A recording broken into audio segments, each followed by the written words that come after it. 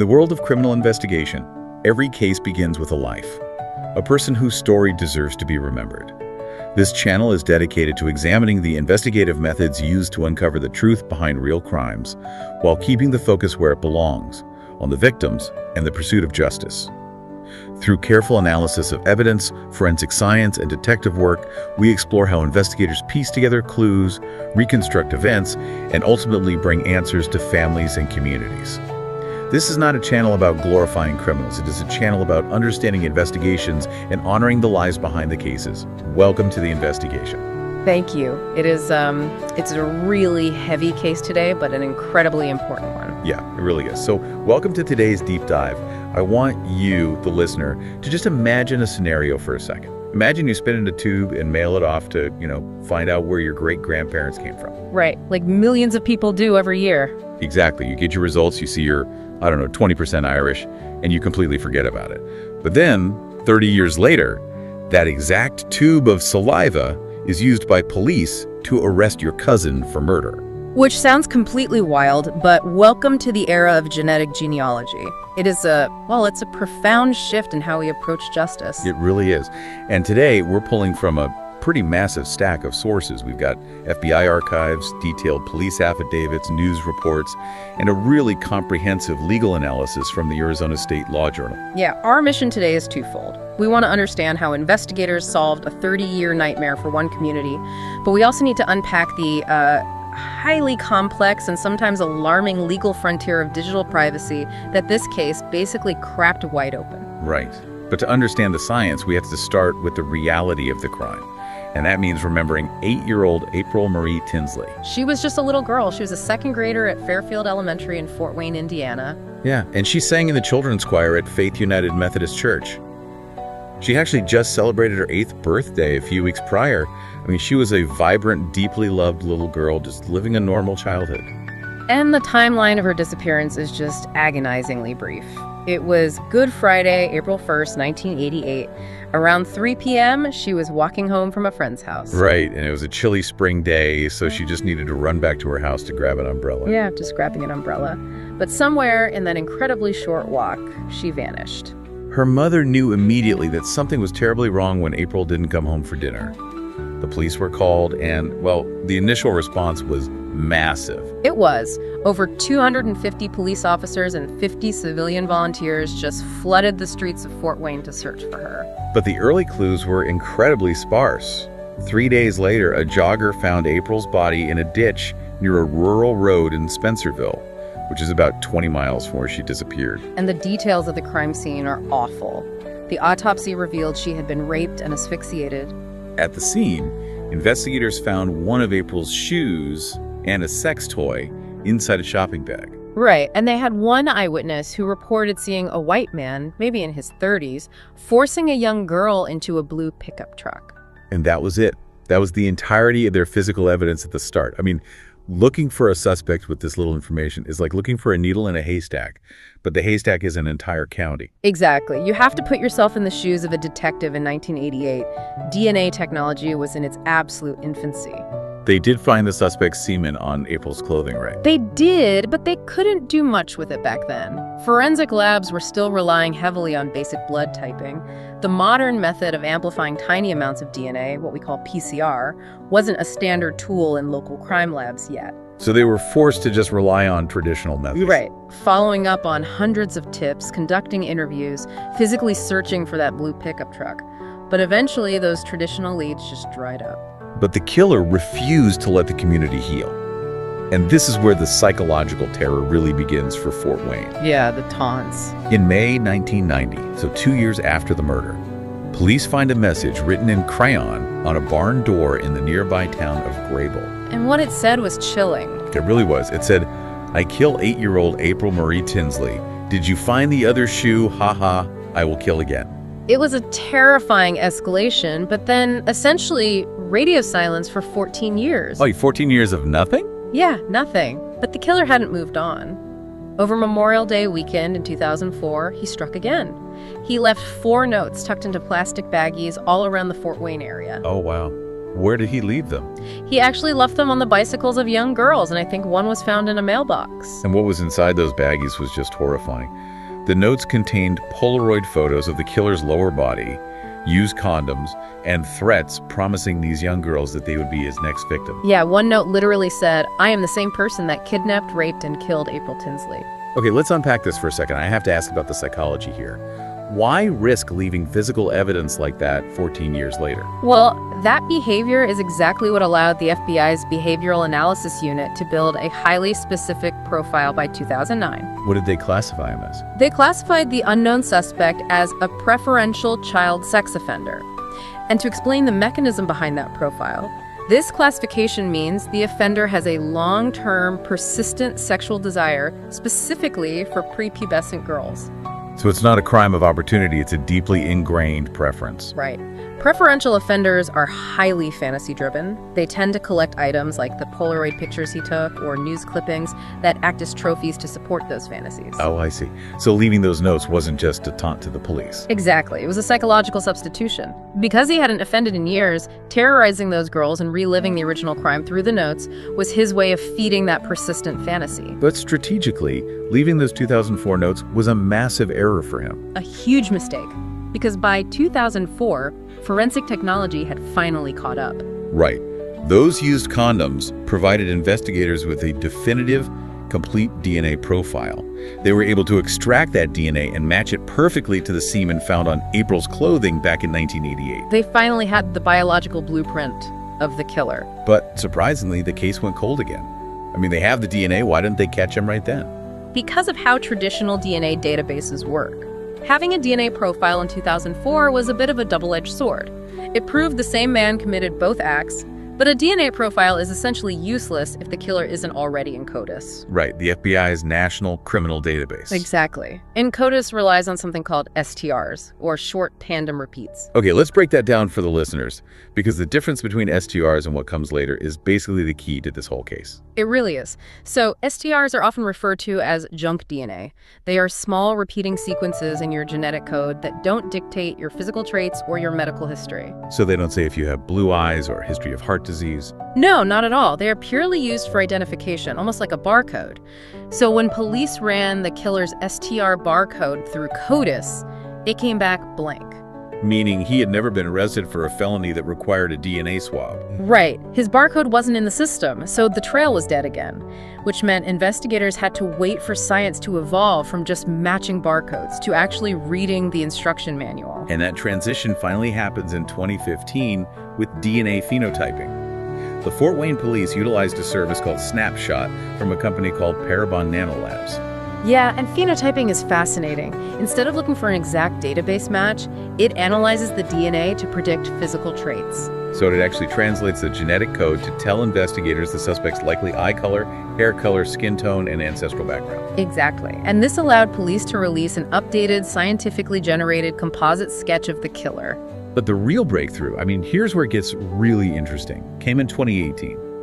Detective Brian Martin of the Fort Wayne Police Department decided that if the killer wasn't in the criminal database, they had to stop looking for the killer and start looking for his family. That was the turning point. He sends the DNA back to Parabon for genetic genealogy. And this is where Parabon's chief genetic genealogist, C.C. Moore, steps in.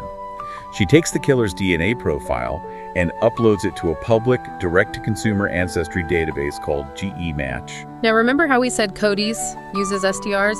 Consumer ancestry sites do not use STRs. They use SNPs, or single nucleotide polymorphisms. Right, and SNPs contain vast amounts of data about your ancestry and exactly who you are related to. Yes, they look at variations across your entire genome. When genealogists look at SNPs, they measure shared blocks of DNA using a unit called centimorgans.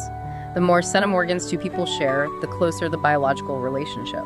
So C.C. Moore isn't actually looking for the killer in this database. No, she's looking for people who share a high number of centimorgans with the killer, his distant cousins. And once she finds those distant cousins, people who voluntarily uploaded their DNA to find their own heritage, she uses a technique called triangulation, right? Precisely. She finds two cousins who share DNA with the killer, but who do not share DNA with each other. By tracing their family trees backward in time through traditional public records like census data, marriage certificates, obituaries, she finds the exact point where those two family trees intersect. And that intersection is the common ancestor, so maybe a great-great-grandparent from the 1800s. Right.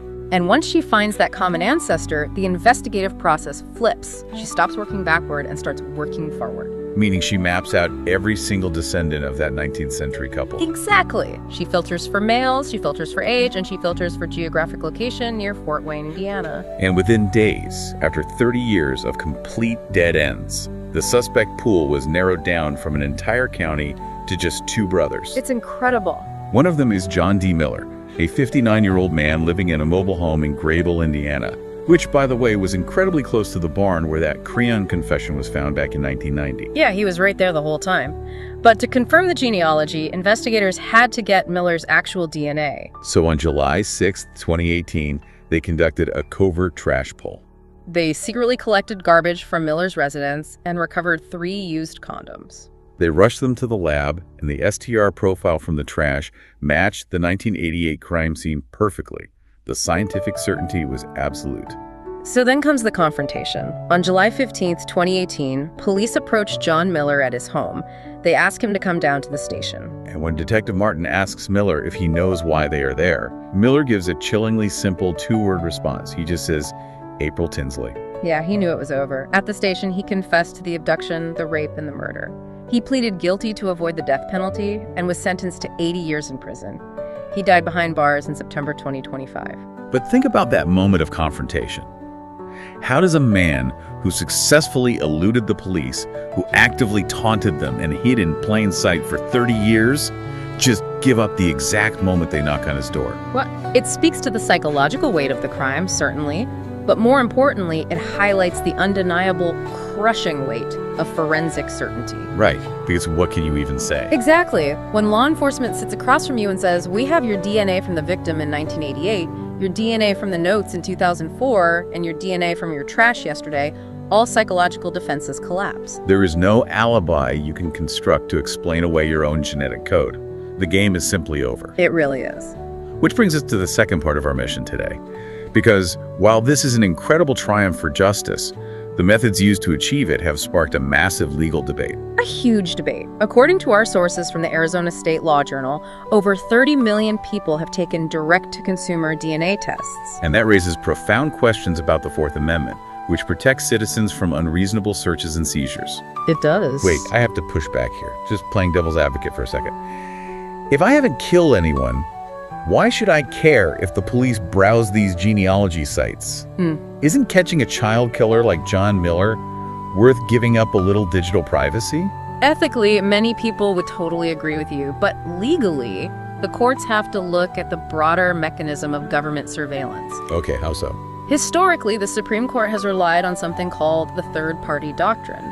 This doctrine basically states that you have no reasonable expectation of privacy for information you voluntarily hand over to a third party. So like if you give your financial records to a bank or dial numbers into a telephone network, the police don't necessarily need a warrant to get those logs. All right, because you already shared them with a company. So the government's argument is if you spit in a tube and mail it to a genealogy company, you voluntarily handed over your genetic code. And therefore, the third-party doctrine applies. And your DNA is fair game for law enforcement to search without a warrant. That is their primary argument, yeah. However, the legal analysis in the Arizona State Law Journal points to a massive constitutional shift that occurred in 2018 with a Supreme Court case called Carpenter v. United States. What was that case about? It dealt with cell site location information. The court ruled that even though you voluntarily use a cell phone, the data that phone generates tracking your every movement 24/7 is so pervasive and so deeply intimate that it requires a warrant. So it was carved out as an exception to the third-party doctrine. Exactly. Because the technology reveals too much about our private lives. It tracks if you go to a psychiatrist or a specific political rally. Right. And the Law Journal argues that DNA fits that Carpenter exception perfectly. Yes. Your SMP data is infinitely more intimate than your cell phone location. Yeah. It reveals your health predispositions, your physical traits, your exact ancestral lineage. It maps out your entire family line. And unlike phone data, your DNA outlives you. But here is the loophole that absolutely blew my mind when I read the legal analysis. It's about a legal concept called standing. Oh, yeah. This standing issue is wild. In the legal system, if you are accused of a crime, you can only ask a judge to suppress evidence if your constitutional rights were violated. Right. You cannot claim a violation of someone else's rights to protect yourself. Think of it like this. It's essentially like the police illegally breaking into your roommate's diary to find out your secrets. You can't complain to the judge and get the evidence thrown out because it wasn't your diary that got broken into. You have no standing. Exactly. So if the police search a public database and they find your third cousin's DNA and use that to build a family tree that leads to your arrest, your rights weren't technically violated, your cousin's rights were.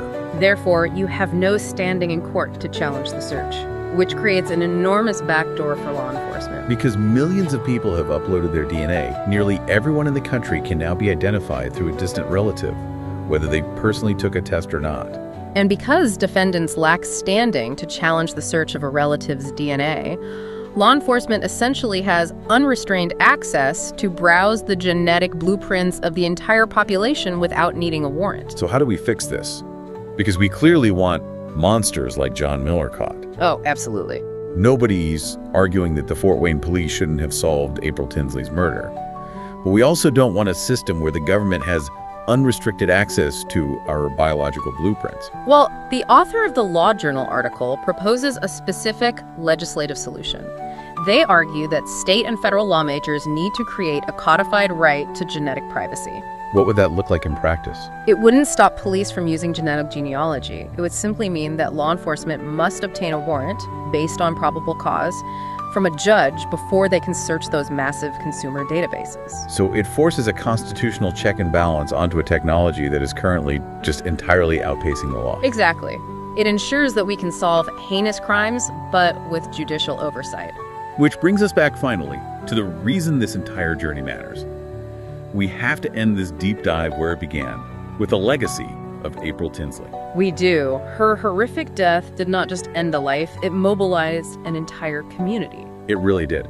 Immediately following her abduction, 90 volunteers from her neighborhood formed a group called April, the Abduction Prevention Reconnaissance and Information League, to help prevent this from ever happening to another child. And the community never stopped honoring her. In 2015, they built April's garden in her old neighborhood. Yeah, at her elementary school, they dedicated a beautiful pink magnolia tree and a memorial bench so that she would always be remembered. And in 2019, the investigators from the Fort Wayne Police, the state police, and the FBI, the men and women who utilized every tool available and never gave up on her for 30 years, received the National Association of Police Organizations Policing Award.